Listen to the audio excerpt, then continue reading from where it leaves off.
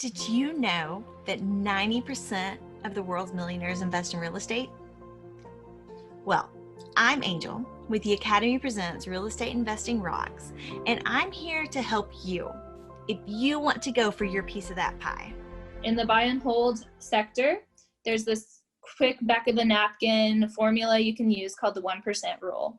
And basically, if you pay $100K for a house, 1% of that is $1,000. You should be able to collect at least $1,000 in rent per month to make it worth it. Now, obviously, you have to really break it down. What are our taxes? What are our insurance? How much am I going to cash flow after expenses? But usually 1% will bring you back maybe $100, $200. Nothing amazing. Yeah. But in our market, like, that's a bad deal. It is very easy to obtain 2 to 3% of acquisition every month. So like I was saying earlier, when it comes to paying for a property manager, that's very easy for us to do because our margins are so big. So we're very fortunate in that matter. I really like our region.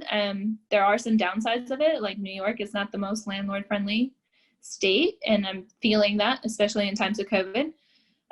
But it's been good to us so far. Ooh, Nathan, are you having problems with COVID? Like, are the guys that are renting the rooms, are they still paying?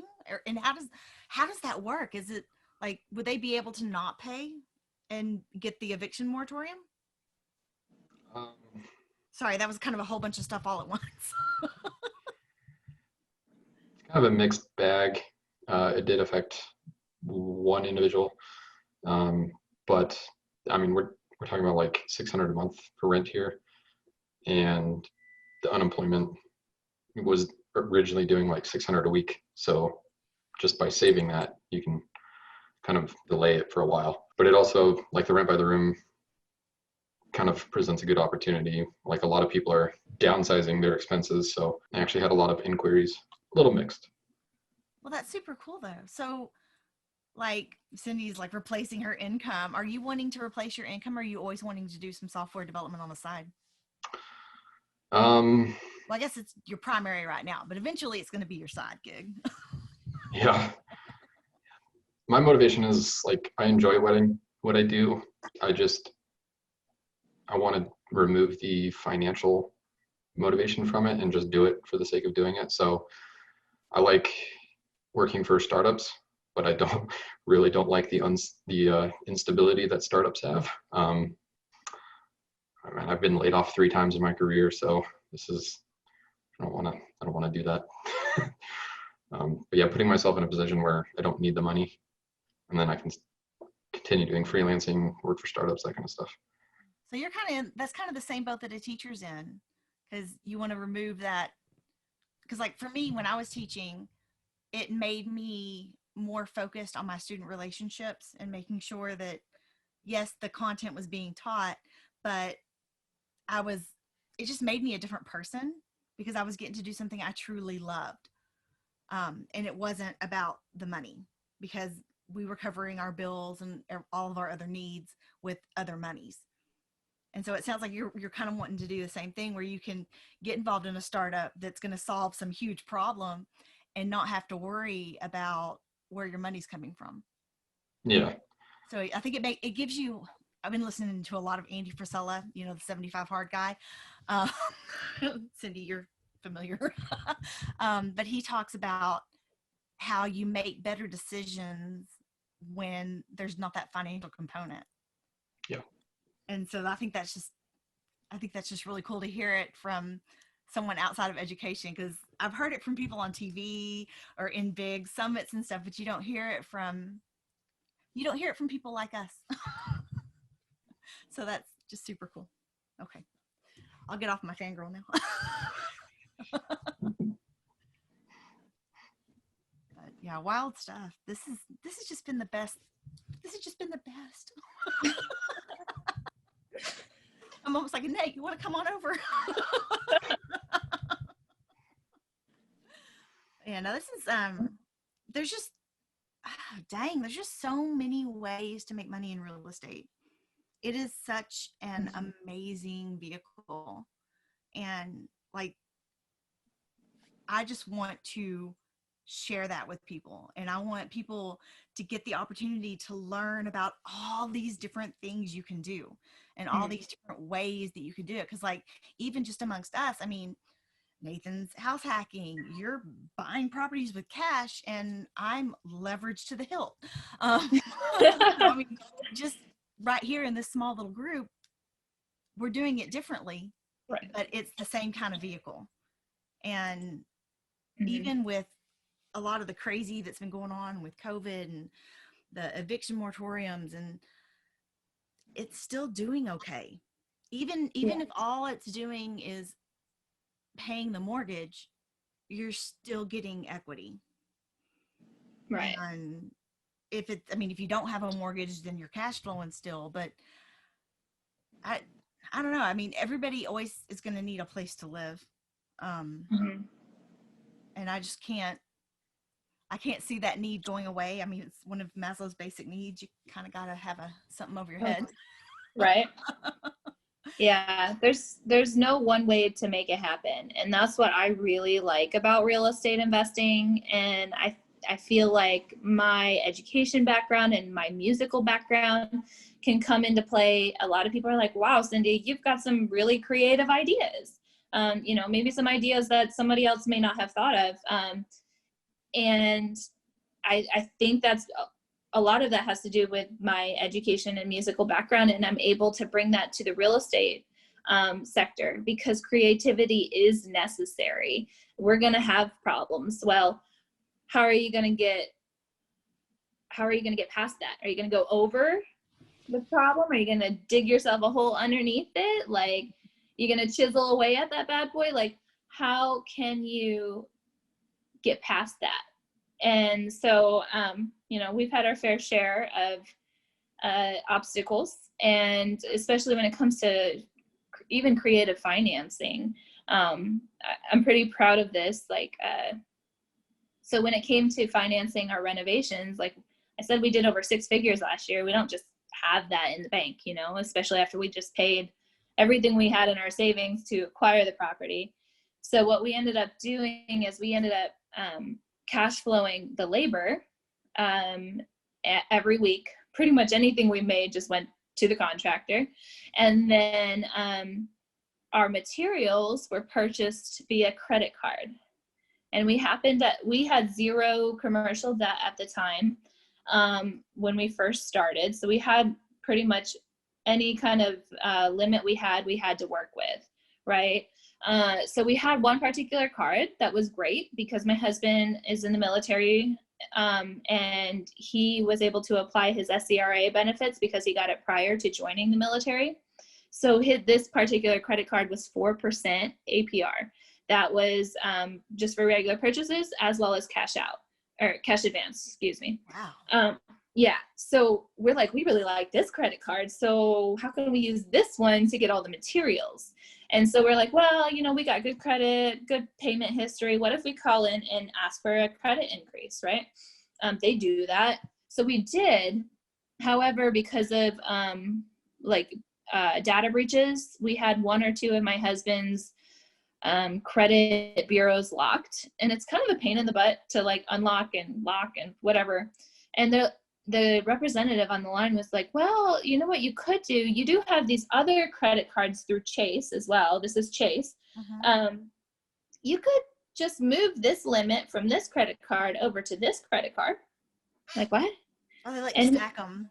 Yeah, you could stack them. And he's like, yeah, I don't have to pull your credit for that. It was already been pulled once. You just, move it over. And I'm like, so you're telling me, because we were doing travel hacking stuff. That's Fire does that too. So you're telling me this Chase card that we got approved for $25,000. I don't even know why, but $25,000 is our limit. And it's at 18%. You're telling me I can take the majority of that? I could probably take it all, but I wanted to keep some of it on. The majority of that and switch it over to this card at 4%? Like, I'm like, all right. So we just had a fun time. We had 3 or 4 cards through Chase. I'm like, boop, boop, boop. And before we knew it, we had $47,000 to play with at 4%. And it's revolving credit. And yeah, And not only is it revolving, but it's also simple interest. And simple interest is way different than amortized interest. I don't know if you've ever looked at an amortized schedule. Anything that has the word loan on it is amortized. And it has an amortized schedule because it has a time, attached to it. So I don't know if you've ever looked at an amortized schedule for a house and they're like, oh, you got 3%, congratulations. And then you're paying this $1,000 mortgage per month, but like 800 of that is going to the bank in interest. And I'm like, is that 3%? Like, I don't know about that. That seems like, I don't know. Seems like way more than 3. Way more. Yeah, and it's because it is. It's front-loaded interest. And eventually you get to be on the other side of that. But 3 to 4 years in, they're asking you to refi because they want you to start that process all over again. So anyways, simple interest on the credit card, it actually is cheaper at the end of the day. We just happen to be lucky and have a 4% credit card. But even when you're comparing apples and oranges, sometimes that 16% credit card is actually at simple interest could be cheaper than an amortized loan. So there's a whole class on that I invested in. It's really cool. So we are playing the banks. We're playing their system. I want to sit here and market like education systems. But this is a general term that's out there in the YouTube world. Just look up velocity banking and it will explain the difference between amortized interest and simple interest. And I took an 8-hour course on just this idea alone, and it was mind-blowing. So often we grow up and our parents teach us about money, and it's kind of just in the form of traditions. Like when we save, we're saving for a rainy day. Like, what the heck does that mean? Why do we save it for a rainy day? Like, why do we put it in the bank account? Who said our money had to go in the bank account? And that's just because that's the way it's always been, because that's the way they were taught to do it. And the bank is a business, and they have an amazing business model. And there's a reason that the bank have all the tallest buildings in all the cities. You can't hate on them. The problem is we're not always knowledgeable in the way that business works. So when it comes to our financing, I am always trying to get lines of credit, because from the knowledge that I have acquired, that is better than loans, if possible. So. Wow. So Nathan, I saw you perk up when she talked about the FIRE movement. Are you kind of on the side of that and into that, or? Yeah, I definitely am. Well, I say because one of my speakers at my summit next week is going to be talking about it. Yeah, it's a pretty flexible group too. So like everyone ends up defining their own FIRE path, basically. Like there's various things. There's like fat FIRE, coast FIRE. There's so many descriptors. Yeah, that's. So I had never, I look so ignorant. I had never even heard of it until my friend Taylor, who's talking at the summit, like texted me about it. And I was like, FIRE. And of course you don't want to look stupid. So you're like, oh yeah. and he was like, yeah, no, it's, what is it? Financial independence, retire early. Yeah, it is. Yeah. And I was just like, holy night, how have I never heard of anything like this? And I think it's like sometimes I just stay in my own little bubble, but yeah, well, like we're talking about it now. Right, there are different avenues to get there. A lot of the FIRE, oh sorry, that's my Velcro. A lot of the FIRE community, they invest in stocks in the stock market and index funds, and they're very big Vanguard, Jack Bogle type fans. But there is a subgroup in the FIRE movement. Like I said earlier, I noticed a pattern, and it seemed like all the people who were wealthy were involved in real estate in somehow or in some way. I was like, I want a piece of that pie. So Yeah, there is a subgroup. Choose FI Real Estate is the one that I like got into. Choose FI is like a big brand that preaches the FIRE method. So yeah, it's good stuff. And like, not everybody who is affiliated with the FIRE community is wanting to retire early. Some people just like truly enjoy what they do, and they are out to set a legacy, and in order to do that, they got to work for the rest of their life, because that's their passion, and that's fine too. But the idea behind it, which I appreciate most, is financial independence and having choice and options and freedom in the matter. So that's what I like about FIRE. Wow. Yeah, it's totally new to me. But I say it, so I think the term is new to me. Mm-hmm. But when I think back to like what I enjoyed being a teacher and having wiggle room, and what I'm hoping to give to others by giving them that wiggle room and those options, is it Mm-hmm. just it I think it just makes you better at what you do, Mm-hmm. because it comes truly from a passion and not from I got to pay my water bill this month. Right.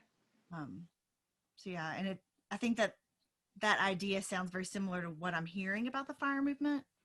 Mm-hmm. Yeah, and I just want to say, when it comes to real estate, though, so often I hear, "Oh, there's no way I could do it. I just don't have enough money in the bank account." And I just want to be here to say that you don't always have to have a lot of money. You really don't. Like, I love creative acquisitions, and there are ways that you can obtain these houses for like not a lot of money, for a little bit of money. Nathan mentioned his 3.5%, I think it is. That was great. 3? Yeah. Yeah. He had to put 3% down. And I have a friend back home, and he's like, oh, as you know, he's a teacher as well. And he's like, I'd never be able to purchase a property or a house. I'd love to have my own house, but I can't. I'm like, well, you do understand that there's a first-time home buyers, what's it called? Loan out there, I guess, that you only have to put 3% down. So for $100,000 home, which is a decent home in that market, like that's 1 month of your salary. So you sock away, 10% each month in a year, you've got it, right? So I think just too often people write it off. People write off the chance to buy a house. People write off the chance to be an investor. There are ways to go out there and put no money down. I know people who have gotten investment properties for the cost of, I think, $18, which was the recording fee, subject to existing financing. Now, these are things that take knowledge. They take people backing you up who know what they're doing, like lawyers, having the right contracts in place. But knowledge is, and some people don't like this term, but knowledge is power when utilized properly. And so, like, I'm hesitant to just say go out and do all the creative acquisitions out there, but it's possible. You don't have to have a silver spoon in your mouth to make it happen. Yeah, well, I've been learning more and more about Sub 2. It is a heck of a tool to have in your tool belt right now. It's pretty popular right where I'm at right now. Like, there are subject to deals everywhere. Am I out looking for them? Not really. But I know I have friends who are getting them quite a bit, way more now than they were like a year ago or 2 years ago. So there's something in the water, that's for sure. Well, I mean, I think part of it too is just like with what's going on with COVID. I mean, if you own your home, that eviction moratorium doesn't really apply to you. And I mean, there are programs out there. I mean, you can do the forbearance, I think is what they're allowing, but then I don't know all the specifics of it because I haven't looked into it, but there's ways to get around it, but a lot of people don't want to do it, and they would rather just have someone come in and take over their mortgage than to have it ding their credit or have to go through the phone calls of talking to people that I guess let me back up a little bit. when you have to call the bank, it can be very uncomfortable. Mhm. It can be very scary when you need to call because you're in a not so great position. Maybe you missed a payment, maybe you missed a few. Mhm. But one of the things that we learned was communication is key. Just call Mhm. and talk to the bank. uh, Yeah. because the bank is not in the real estate space. They don't want to own your home Right. because that's not how they make their money. That's not what gets in those high-rise buildings in every city. Right. Yep. They're in the business of money. They're not in the business of real estate, so they don't want your home. Mhm. But I think that we get in those situations where you get behind and you're embarrassed, you're scared to call. But for investors that are wanting to hop on that sub two format, this is going to be a killer time for that. It's It is. because Yeah. people are scared, they're embarrassed, they just don't want to make those phone calls, and they don't want to lose their house, they don't want to have that ding, but at the same time they don't want to make that phone call. Uh, Mhm. so there's going to be some tremendous opportunities for people. Mhm. I agree. But yeah, no, it's going to be crazy. I've tried. I think I'm missing pieces. Like I don't. Maybe I didn't listen close enough. But I'm subject to. yes, it's like there's pieces Well, that make so much sense to me, and then I'm like, wait a second, but what about? you have to ask yourself, like, is this legal? I mean, it is. Uh, I always tell people, hey, especially in the military community, because it happens all the time. You know, those people who go on like Facebook Marketplace and they say, okay, I can't afford my car payments anymore. Somebody please just take over the payments. I think car payments or car loans are more assumable. But I tell them it's kind of like that, except people do that with houses. Now, the biggest risk when it comes to subject to, and I don't know that everybody always realizes this, Oh, the due on sale. is the due on sale clause, and it's on every single mortgage. So you can't call out the bank like, hey, I'm assuming this loan. Oh, no. The word assuming is very like no good. So basically you just say, call up, hi, this is my name, I'm going to be making payments on behalf of so and so from here on out. They don't need to know why. For all you know, all they know, like you're in the hospital. Except when Now the you, deed changes names, and then they're like, oh, what? yeah, well, maybe a little bit, but I don't know. You just need to be really careful about that. From my understanding, the more equity in the property, the more likely the bank will come after you. But if you don't have a lot of equity in it, obviously they're making their money and they don't care as long as they keep making their money. You do need to be upfront with the person who is signing this house over to you, because that loan is still under their name. So if they want to go purchase another property, it's going to be there under their financial record, and it could affect their chances of getting another house. So you have to be upfront about that, because you don't want to upset them and then they go to the bank like, hey, I thought because that's going to cause problems for the both of you. So just complete transparency. I also think, and I come from this place when it comes as an, oh my goodness, I can't talk. I come from this place as an investor. I believe we have a really awesome opportunity to help people in need, and there's a lot of need out there. And so if you come from a place of, I want to help you, I want to help solve this problem, it's going to take you both really far. So especially in subject to, like, they have to know, like, look, these are the stipulations and this is what's going to happen, complete transparency. But at the end of the day, you don't have to have a foreclosure on your record. And I'm able to help you through this matter. And I'm also able, to rent it out and keep the bills paid. I might make a few bucks, but at the end of the day, I helped you. The properties that I've acquired at home, the duplex and a triplex was an unwanted inheritance, and they were paying taxes for 6 years on an empty property because they just flat out didn't want to be landlords. Now, part of it, I guess the previous owner was a hoarder too, and thank God they cleared that all out before I bought it. You. Yeah. And then, you know, the $7,000 house was the result of a divorce.